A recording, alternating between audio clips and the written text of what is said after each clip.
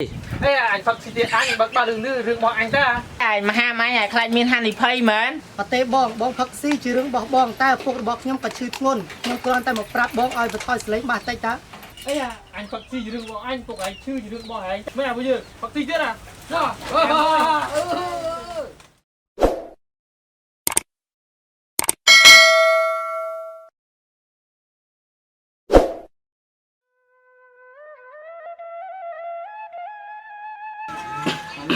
Con ơi con អត់ពុកបាក់ phục mình đang nhắm mấy cửa sao xui xui sao con ពុកអត់សូវស្រួលខ្លួនចឹងពុកឆាប់ពិសាបាយឲ្យបានដេបឆ្នាំ nó vô bay con con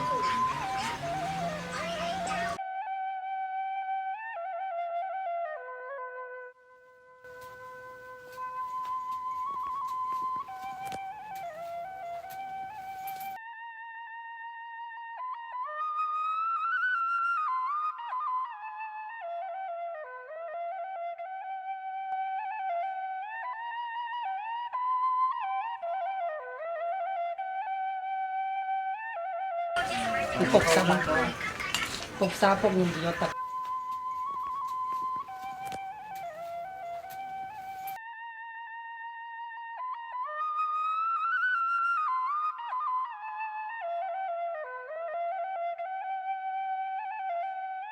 នេះពុកទឹកឲ្យឆ្នាំសាបាយហើយឆាប់សាឆ្នាំដល់ពុកឆាប់បានសម្រាប់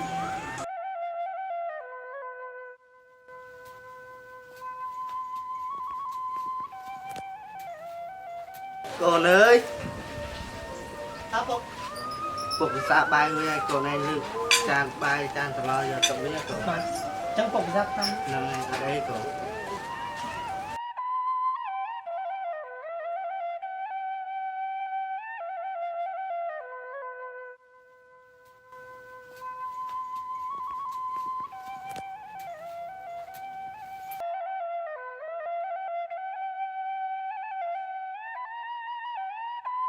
ពុកសម្រាប់ដល់ពុក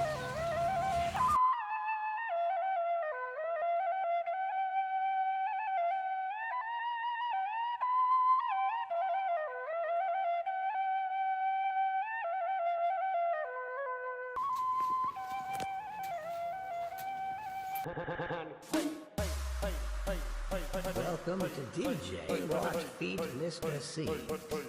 and Mr. T Mr. Pill on the mix.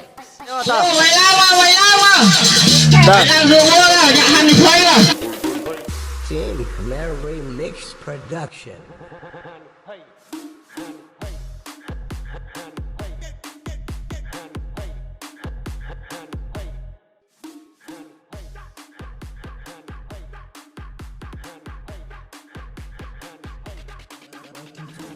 DJ on the mix. Please welcome to Mr. C on the mix.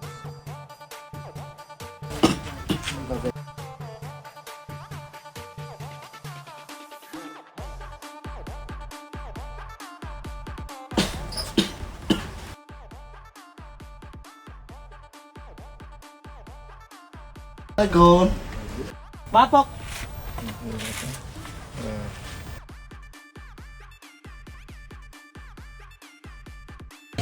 phục lạc ba ra con này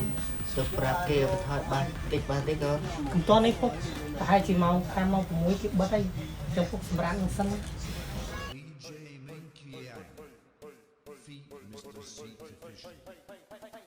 Welcome to DJ Watch Feet Mr.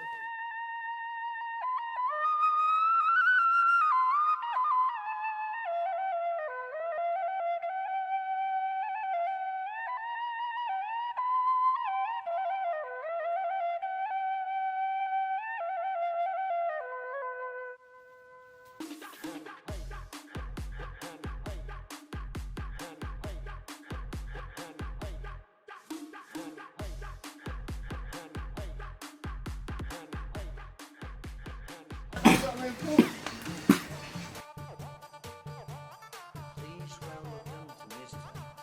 C on the mix.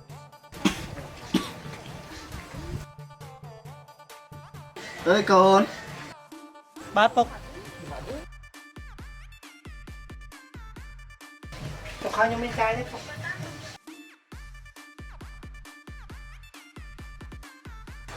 រូខ្លាំងមែនតើហើយកូនគ្រូខ្លាំងបាក់គេចាក់ខ្លាំងពេកកូនឯងជួយទៅប្រាប់គេមើលល្ងាចហើយអត់តឃើញបិទទៀតកូន បាត់ពុក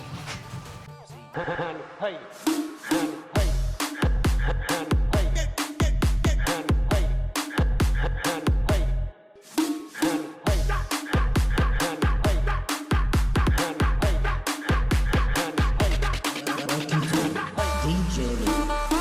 on the mix. Please welcome to Mr. C on the mix. អូនឯងតាណាដល់មួយអូន អត់ទេបងហូបចុះ អើបើអញអត់ថាឯងមកធ្វើអី បាទបងខ្ញុំចង់ប្រាប់បងថាឲ្យបងប្អូនស្លេងបាត់ខ្លះទៅព្រោះពួកខ្ញុំក៏ឈឺធ្ងន់ អេអញផឹកស៊ីទៀតអញបើរឿងនេះរឿងរបស់អញតា ឯងមហាម៉ាញ់ឯងខ្លាចមានហានិភ័យមែន ជួ អត់ទេបងផឹកស៊ីជារឿងរបស់បងតែពុករបស់ខ្ញុំក៏ឈឺធ្ងន់ខ្ញុំគ្រាន់តែមកប្រាប់បងឲ្យបន្ថយស្លេងបាត់តិចតើអី អញផឹកស៊ីរឿងរបស់អញពុកឯងឈឺរឿងរបស់អញម៉ែបើយើងផឹកស៊ីទៀតណា DJ Minky. មើលក្មួយជួយបន្ថយសលេងបាសបន្តិចមើលមានរឿងអីបានជជែកគ្នាលឺនៅក្មួយ ជ្រាបសួរលោកអ៊ំមេភូមិ ក្មួយទៅដៃខាត់ប្រាស់មើលមានរឿងអីក្មួយ បាទលោកអ៊ំមេភូមិខ្ញុំគ្រាន់តែមកនេះមកប្រាប់ពួកគាត់ឲ្យគាត់បិទស្លេងបាសព្រោះឪពុករបស់ខ្ញុំក៏ឈឺធ្ងន់តែពួកគាត់មិនប្រុសស្ដាប់ខ្ញុំទេបែរជាចំអកខ្ញុំទៀត អញ្ចឹងមើលក្មួយរឿងនឹងពិតជាអញ្ចឹងមែនទេក្មួយ បាទអ៊ំរឿងនឹងវាអញ្ចឹងមែនតែខ្ញុំផឹកស៊ីទៅខ្ញុំរឿងរបស់ខ្ញុំតើ ហើយចុះពួកក្មួយហ្នឹងផឹកស៊ីតាំងពីពេលណាមកហ្នឹង បាទអ៊ំផឹកស៊ីតាំងពីព្រឹកម្ល៉េះអ៊ំ ងាប់ហើយក្មួយផឹកស៊ីមានអាណាហាមឃាត់ទេតែពួកក្មួយគួរតែគិតដល់អ្នកចិត្តខាងខ្លះផងក្មួយខាងណាគ្នាមានទុកព្រោះឪពុកឈឺធ្ងន់ពួកក្មួយគួរតែយល់ដល់គ្នាផងចុះបើរឿងហ្នឹងលាក់ទៅលើគ្រួសារពួកក្មួយតើពួកក្មួយមានអារម្មណ៍បែបណាដែរយើងរស់នៅក្នុងសង្គមជាមួយគ្នាយើងគួរតែចេះអធ្យាស្រ័យឲ្យគ្នាទៅវិញទៅមកទើបយើងរស់នៅក្នុងសង្គមជាមួយគ្នាបានសុខ សំទោសអមមេភូមិពួកខ្ញុំដឹងខ្លួនខុសហើយ អញ្ចឹងអូនបងសំទូផង បាទអត់អីទេបង ល្អហើយក្មួយបើគិតអញ្ចឹងយើងរស់នៅបែបគ្នាពិតជាមានក្តីសុខហើយ បាទអ៊ំមេភូមិ បើអញ្ចឹងអ៊ំលាទៅវិញហើយ បាទអ៊ំ បាទអ៊ំ